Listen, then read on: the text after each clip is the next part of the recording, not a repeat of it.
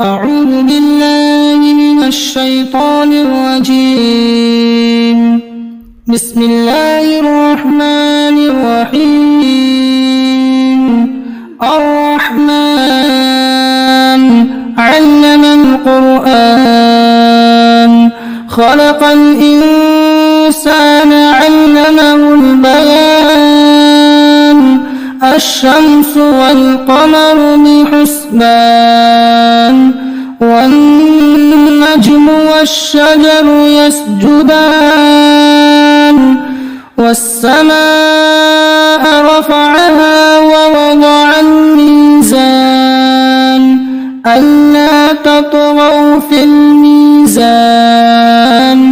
وأقيموا الوزن بالقسط ولا تخسروا الميزان والأرض وضعها للأنام فيها فاكهة والنخل ذات الأكمام والحب ذو العصف والريحان فبأي آلاء ربكما تكذبان خلق الإنسان من صلصال كالفخار وخلق الجان من مارج من نار فبأي آلاء ربكما تكذبان رب المشرقين ورب المغربين فبأي آلاء ربكما تكذبان مرج البحرين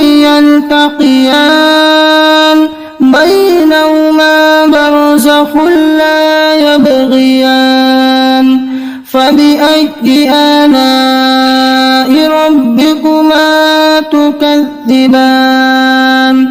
يخرج منهما اللؤلؤ والمرجان فبأي آلاء ربكما تكذبان وله الجوار المنشآت في البحر كالأعلام فبأي آلاء ربكما تكذبان